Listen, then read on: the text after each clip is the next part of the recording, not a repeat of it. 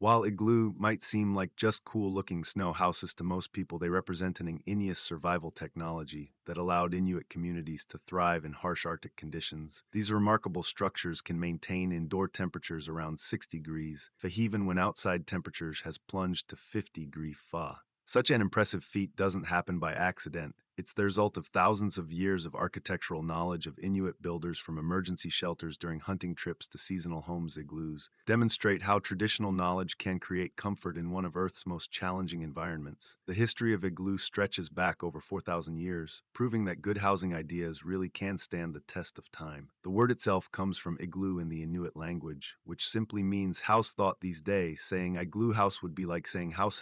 While movies often show all Inuit people living in igloo year-round, that's about a saturatus claiming everyone in Texas lives on a ranch. In reality, igloos were mainly used as temporary shelters during hunting trips, a practice that continues among modern Inuit hunters. These skilled builders can construct an emergency igloo in just a couple of hours, which sure beats pitching a tent in 40 degrees Faye hit weather. But enough with the history lesson. Let's dive into how you can start building an igloo. Why yourself building an igloo isn't as simple as piling up any old snow. It requires a specific type of snow. The secret lies in what scientists call scented snow, which forms when wind packs snow crystals so tightly together that they actually bond at a molecular level. This isn't your average fluffy snowman material. We're talking about snow so compact you can barely stick your finger into it. The Inuit have developed a clever method to find this perfect snow, known as the stick test. They walk around poking a tradition hunting stick into different snow banks, looking for every specific feeling of resistance. If the stick slides in too easily, that snow is too soft. If they can't push it in at all, that snow is too hard. They're looking for that just right zone where the stick meets firm resistance but can still penetrate the snow. Here's a mind-blowing state. Experienced Inuit builders often test up to 40 different spots before finding the ideals. Now, for their igloo, that's a lot of poking around, but it's absolutely crucial. Using the wrong type of snow would be like trying to build a brick house out of crackers. When they find the right spot, they've struck white gold. This perfectly compressed snow is actually stronger than you might think. Under the right conditions, blocks cut from scented snow can be stronger than concrete of the same thickness, thanks to the intricate network of ice crystals that form under pressure. The science behind this is fascinating. When snow gets compacted just right, the individual snowflakes partially melt and refreeze, creating tiny ice bridges between them. This process transforms fluffy snow into a material that's both lightweight and incredibly strong. Now that we found our perfect building material, let's talk about the tools we'll need to work with it. When it comes to building an igloo, you don't need a contractor's truck full of fancy tools. The traditional Inuit managed with just a few essential items. The star of the show is the legendary snow knife called a pana in Inuit. This isn't your ordinary butter knife that's had a tough day in the freezer. The pana is a specialized tool with a long, wide blade that's specifically designed for cutting, shaping snow blocks. Think of it as a snow sword that would make any winter warrior proud. While many traditional Inuit builders still swear by the pana, some modern igloo architects have started using carpenter saws. It's kind of like upgrading from a flip phone to a smartphone. Both get the job done, but one might make things a bit easier. The saw needs to be at least 2 feet long to cut through the thicks. Now blocks properly, and know your garden hedge trimmer won't cut it. It literally, besides the main cutting tool, you'll need is now shovel for clearing the building site and gathering loose. Now this isn't just about keep your workspace tidy. The loose now becomes crucial later for filling gaps between blocks. You'll also need a measuring stick about 2 feet long. Traditional builders often use their forearm as a natural measuring tool, which works surprisingly well, unless you happen to be built like a T-Rex. On a tool that often surprises people is a pair of snow goggles. The Inuit traditionally made these from caribou antler or wood with narrow slits to see through. They're not trying to look cool, thought they definitely do, but rather protecting their eyes from snow blindness. The white snow reflects so much sunlight that working without eye protection would be like staring at a frozen disco ball. Now that we've got our toolkit sorted out, it's time to focus on the foundation. Where every great igloo begins, the foundation of an igloo is like a first date. If you mess it up, everything that follows is doomed. That's why Inuit builders spend more time on this step than any other part of the construction process. First, they clear the site down to hard-packed snow and mark out a perfect circle. Using a clever technique passed down through generation 1, builder stands at the center point, holding one end of a rope that's cut of the desired igloo radius. A second person walks around, holding the other end, tall, marking the circle in the snow like a human. Compass drawing in nature's graph paper. The next step is cutting the snow blocks, and size really does matter here. Traditional Inuit builders cut blocks roughly 2 feet long, 1 thigh, and 8 in thick. The see random measurements, they're carefully calculated to be both manageable to lift and enough to support the structure. Getting these blocks just right is crucial. A wobbly block in your foundation is like wearing mismatched socks to a job interview. It might not be immediately obvious, but it's going to cause problems later. The first block placement is arguably the most critical. Moment in igloo construction. This cornerstone block needs to be placed slight angle leaning inward about 15 degrees. Miss this angle, and your igloo might end up looking more like a now pile with aspirations. Builders cut the bottom of this first block at an angle, creating what engineers would call a positive angle of attack. Thought the Inuit had figured this out long before modern engineering came along. Each subsequent foundation block follows the same angle, creating a complete circle that already hints at the dome shape to come with the foundations.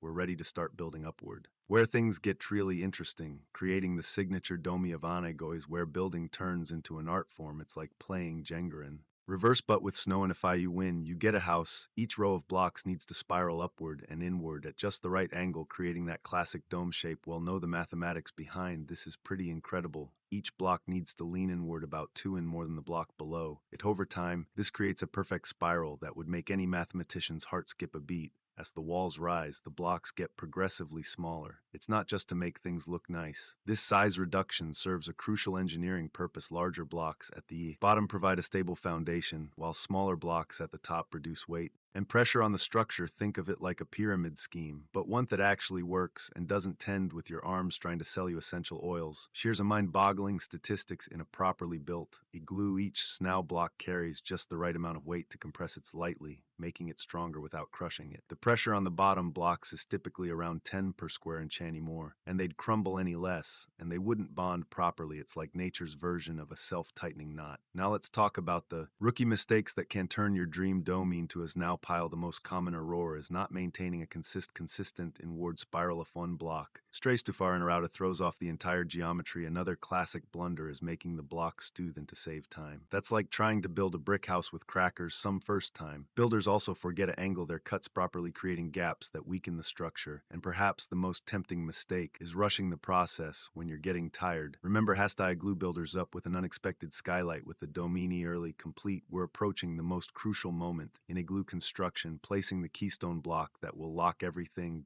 together. The final block of Anaglued, dramatically named the king block, is the architectural equivalent of threading a needle while wearing mittens. It requires precision, patience, and maybe a little bit of luck. This single block is responsible for locking the entire dome together, transforming a spiral of snow blocks into a self-supporting structure. It's like the last piece of a puzzle, except this puzzle is supporting several hundred mounds of snow over your head. The technique for cutting and placing the king block is a masterclass. In precision, first, you need to cut it slightly larger than the hole it's meant to fill. We're talking about half an inch of wiggle room here. Then comes the tricky part. The block needs to be carefully shaped like a truncated pyramid, wider at the top than the bottom. This isn't just architectural showing off. This shape creates a wedging action that locks the entire dome together, kind of like the last piece in an arch bridge. The placement process is where things get really interesting. The block needs to be maneuvered through the hole from the outside and then rotated into position. Imagine trying to get a couch through an arrow doorway, but you're working upside down in the cold with a block of snow that could break if you sneeze too hard. Here's a humbling statistics of an experienced Inuit builders sometimes need 2 or 3 attempts to get this final piece just right. For first-time builders, the success rate for placing the king block correctly on the first try hovers around 10%. Once the king block is in place, there's often a moment of silence as everyone waits to see if it holds. When it does, the feeling of accomplishment is unmatched. You've just completed one of the most ingenious architectural designs in human history. Of course, there's still work to be done inside the igloo, but getting that final block in place is worthy of a celebration. Just try not to cheer too loudly. You don't want your victory shout to bring down the house you just built with the king block securely in place. It's time to focus on the interior. Loudly, you don't want your victory shout to bring down the house you just built with the king block securely in place. It's time to focus on the interior. This is where your snow shelter transforms from a basic dome into a cozy Arctic apartment. The first crucial addition is the cold trap entrance, which might sound like something from a spy movie, but is actually an ingenious piece of engineering. The entrance tunnel is built slightly lower than the igloo floor, creating a natural trap for cold air since cold air sinks it pools in. This lower section, instead of rising into the living space, it's like having a bouncer that only stops cold air from getting into the party. The ventilation hole is another critical feature that often surprises people. You need ventilation in a snow house. A small hole about the size of your fist is carved near the top of the dome. This isn't poor planning. It's essential for preventing suffocation and managing humidity. Without it, your cozy snow shelter would quickly become a foggy. Igloos say and note in a good way, here's where things get really interesting. The interior temperature of a properly built glue can be up to 40 degrees warmer than the outside air. When it's 40 degrees F outside, the interior can maintain a relatively balmy 32 degrees F, which might not sound warm until you've spent a few hours in Arctic conditions. Body heat plays a crucial role in this warming process. But here's the clever part: as the interior warms up, a thin layer of the snow's inner surface melts slightly and then refreezes, creating a layer of ice that actually strengthens the entire structure. It's like the igloo is using your body heat to reinforce itself. Perhaps the most surprising feature is the ability to have a small fire inside. The Inuit traditionally uses Eloy lamps called kullik for both light and heat. The dome shape helps distribute the heat evenly, while the snow's insulating properties prevent it from melting. The ventilation hole carries away smoke, and that ice layer we mentioned earlier helps protect the structure. Just don't try building a bonfire. We're talking about a small controlled flame that brings the interior temperature up to a comfortable level without turning your shelter into a snow. On the versatility of igloos goes far beyond just providing shelter from Arctic blasts for Inuit hunters. These snowy structures have proven themselves as indispensable as a Swiss Army knife during hunting trips that can stretch from days to weeks. Igloos serve as more than just a place to rest. They're command centers for entire hunting operations. The speed of construction is particularly impressive. Experienced builders can set up a basic hunting igloo in about 2 hours, which is faster than most people can figure out how to set up a complicated modern tent. But perhaps one of the most ingenious uses of igloo is for food storage in the Arctic, where keeping meat fresh is crucial for survival. Igloo act as nature's refrigerators. The stable temperature inside an igloo, consistently hovering just below freezing, creates perfect conditions for preserving meat. Even better, the solids, now walls, provide excellent protection from hungry polar bears who might fancy a snack. It's like having a bear-proof freezer that builds itself. When properly maintained, these structures can last an entire hunting season. The key word here is maintained. Igloos aren't set and forget it structures. Smart hunters regularly patch any cracks and add fresh snow to weak spots. It's like having a house that occasionally needs a touch-up, except instead of paint, you're using snow. The maintenance process actually helps strengthen the igloo over time, as each new layer of snow adds to the insulation and structural integrity. What's particularly fascinating is how these shelters adapt to different hunting situations. A quick overnight igloo might be relatively simple, while a seasonal hunting base might feature extra amenities like storage areas or multiple rooms. Some hunting groups even glue clusters. Think of it as an Arctic version of a hunting lodge complex, complete with separate spaces for sleeping, food, storage, and equipment. The design might be thousands of years old, but when it comes to surviving and thriving in one of Earth's hard, harassed environments, igloo prove it that sometimes the oldest solutions are still the best owns.